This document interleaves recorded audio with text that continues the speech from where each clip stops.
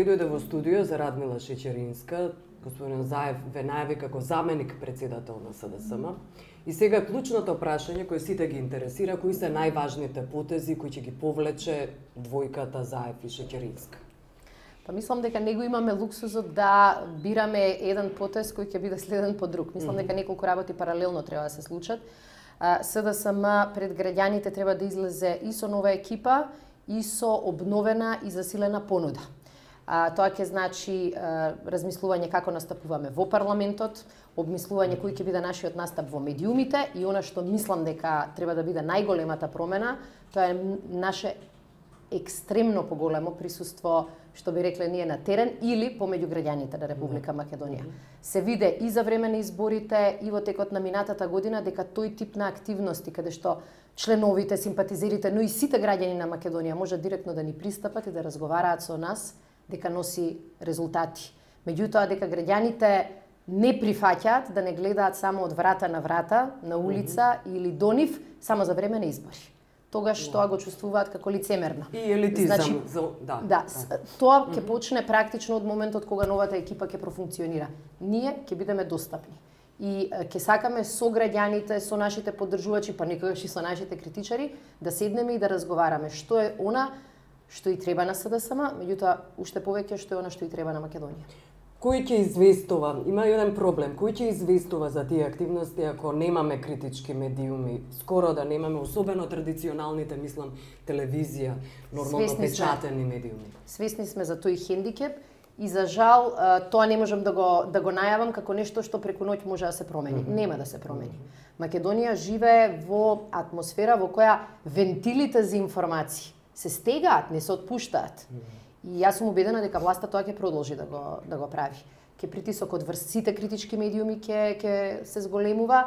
Ќе се затвораат ли нови новинари како случајот со Кежаровски, нашиот колега? Јас се надевам дека тој екстрем нема да се следи. Но знаете како, понекогаш не знаете што е полошо. Кај нас новинари гинат и немаме веродостојни информации или извештаи што се случило, се затвараат со сериозно полициско присуство и покрај тоа што не бегале од правдата. А секој од новинарите функционира во услови на голем социјален и економски притисок, бидејќи веќе немаат каде да ја практикуваат својата професија. Велите гинат, ќе побарате ли независна комисија кога ќе заврши целиот случај со загинувањето на Никола Младенов? Што ќе стори СДСМ? Имавме дискусија и непосредно по тој трагичен настан. Знаете како, не сакаме СДСМ да го покрие или да има амбиција да го покрие целиот простор на критичката јавност. Затоа што многу пати луѓето велат, тогаш тоа е само политичка игра. Но можете да побарате независна комисија. Го поддржавме ставот на Сдруженијето на новинари, дека тој тип на комисија и истрага е неопходно. И ќе продолжиме тоа да го правиме. Значи, зад нас е еден трагичен случај кој што е лош, кој што беше шок не само за семејството, за целата македонска јавност. Никола Младенов сите нас не критикувал и повеќе од колку што сме сакале. Меѓутоа факт е дека тој постави репери и стандарди кои малкумина ги следеа понатаму, особено во овие последни неколку години. Ајде околу вашите планови, не е ли доцна да се имаше најава од господинот Заев за влада во Синка, па вели една година пред изборите, но можеби кога ќе бидат објавени предвремени или парламентарни избори. Што ќе се случи? Кога всушност ќе се формира влада во Синка? Тука не е баш јасно. Значи, она што го кажавме е дека сепак и на СДСМ, што би се рекло, треба да ја дозволите време за да се екипира и за да излезе со стратегија во која нема сите чекори однапред да бидат најавени. Знаете како ние имаме противник кој ги има во своји раце сите инструменти, ги има сите информации, не само по легален пат, туку и по илегален пат. Сите не прислушкува. Имаше афера шпионски софтвер. Да, и ништо, информација никаква не се појави. Комисијата во собрание никој практично не ја информира, ниту пак се труди да создаде привид дека прислушкувањето се прави непартиски. Меѓутоа, она што е точно е дека ние мора да излеземе, како што кажав, тим и понуда. Каква форма ќе има? Каква динамика ќе биде тоа? Ние нема да имаме време за губење, меѓутоа факт е дека не треба да се испукаат сите куршуми веднаш. Ќе ни дозволите сепак да посветиме многу повеќе време на она што се вика стратешки настап на СДСМ. Понекогаш и ние самите под притисок на медиумите, некогаш злонамерни, некогаш добронамерни, под притисок на нашите очекувања на граѓаните, некогаш чекурите одеднаш ги правиме. Не треба така. Стратегијата на една партија вели картите да се отвараат така како што им доаѓа времето. Менувате пиарот, односите со јавноста. Па јас мислам дека не е доволно само да се примени пиарот. Мислам дека суштински, како да кажам, треба да објасниме дека карактерот на СДСМ не е она што се чита и се гледа на провладените медиуми. Мислам дека главниот атак кој што го прават врз СДСМ и врз луѓето кои што се во СДСМ не е дека не знаеме или дека не умееме, дека немаме информации, немаме познавања, туку главниот напад е дека луѓето не треба да ни веруваат, дека нашите намери се лоши. И тој тип на црна кампања функционира. И дел од луѓето ќе не погледна дури кога имаме добар предлог и ќе кажат: "Ама кој знае каков им е планот?" Нашите директни контакти со граѓаните служат за да ја демаскираме таа приказна. Добро, сега имате лидер кој доаѓа од внатрешноста на Македонија, што се случува прв пат. Да. Важи за така наречен народен човек, близок до народот, така да можеби поинаку ќе елитистичкиот тој имидж веќе ќе биде анулиран.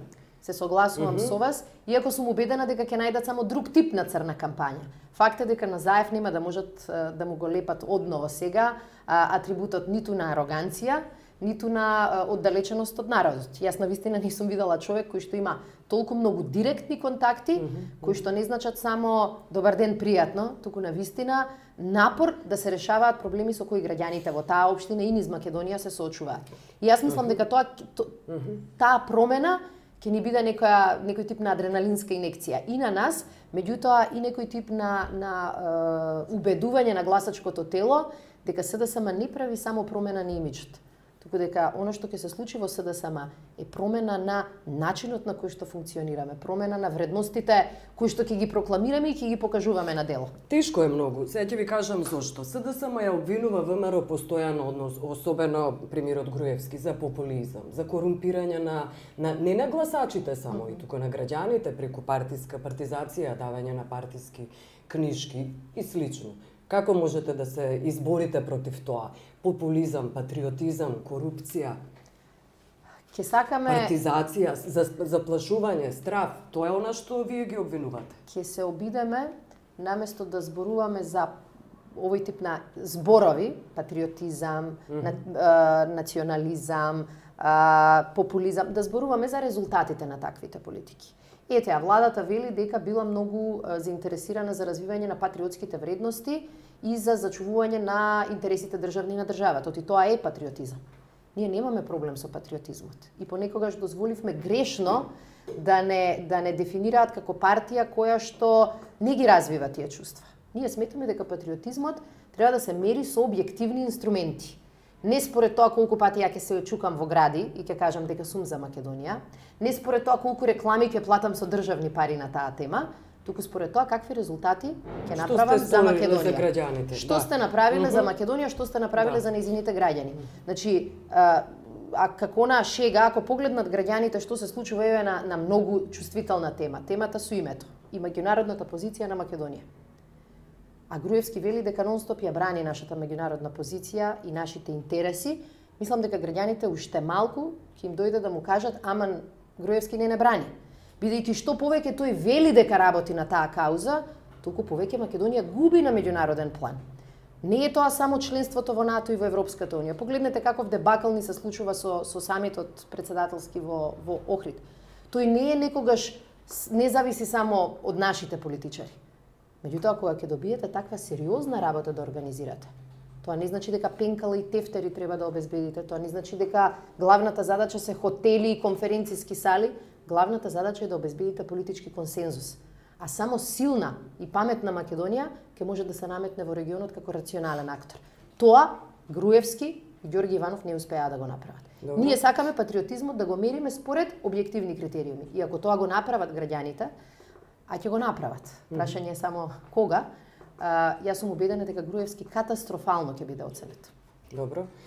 Закочени евроинтеграции, проблемот со анкетна комисија не може да биде да почне да работи, слобода на медиуми, тоа се клучните всушност услови, критериуми за почнување на преговори, она што се бара на самитот на Европската унија. Како ќе се справите вие со овие задачи? Овие задачи не се задачи пред опозицијата. Овие се задачи пред Македонија, за кои главна 99% одговорност носи власт. Груевски вели дека вие сте виновни. И ние, знаете како, не можеме постојано да бидеме штеката на која што се подпира Груевски и секој пат кога му треба да ја искористи, а кога не му треба да ја критикува. Мислам дека на сите оние кои што објективно ја наблюдуваат Македонија и кои во некои моменти и имаа дилеми, сега им станува совршено јасно. Груевски е тој кој што ги кочи сите овие процеси. Затоа што и комисијата за настаните од 24 декември ја спречува власта, која не прифати ниту еден кандидат од опозицијата, а кога опозицијата им прифати еден нивен кандидат, не информираа дека тој се откажал. Каква сериозна власт е тоа, ако низините кандидати, тогаш кога ќе бидат прифатени од опозицијата, се откажуваат. Факт е дека ВМРО ДПМН со одлуката двајца нивни пратеници, од кои едниот се уште е незавршен студент по право, кои беа вклучени во настаните од 24 декември, ги става сега во позиција да бидат судии и да одлучуваат каде лежи вината. Со тоа ВМРО ДПМН покажа дека нема политичка желба, политичка волја да се расчисти случајот. Добро, Ахмети му честиташе на Заев, вели дека му бара поддршка за европските интеграции. Како ќе ја добие? Можеме да ги анализираме сите 7 години изминати, кога СДСМ е во опозиција.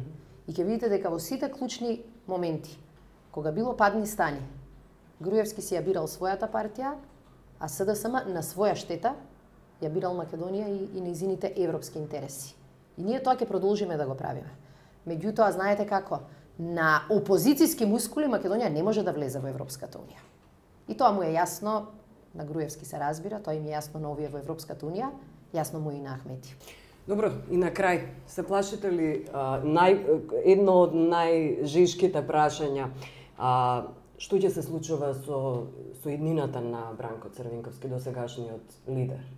Како вие ја гледате неговата улога во СДСМ? Значи, прво, тоа не е прашање кое што треба да го упатувате на туѓа адреса. Бранко Црвенковски е поранешен не само председател, што е и функција веќе дефинирана во нашите закони, туку е поранешен долгогодишен председател на СДСМ, поранешен долгогодишен премиер на Македонија. Јас сум сигурна дека неговото искуство, паметна држава, па и паметна партија, ќе знае да го искористи. И јас сум убедена дека тој како човек кој што го има тоа искуство ќе ни стои на располагање како партија и како партиско раководство. Меѓутоа, и ние не треба да се трудиме друг да ни ги решава проблемите. Она што граѓаните го очекуваат е визија на новиот лидер на СДСМ, храброст, одлучност и енергија да го спроведува тоа што го ветил. Ќе бидеме внимателни со зборовите и ќе бидеме многу упорни со остварувањето на нашите цели. Груевски вели, всушност Црвенковски ќе ја води партијата. Знаете како, очигледно може би зборува за своето искуство. Меѓутоа, за човек кој денеска вели немам никаква одговорност за она што се случуваше додека Георгиевски беше премиер, а тој беше министер за финансија, контролираше касата, мислам дека е непримерен ваквиот речник.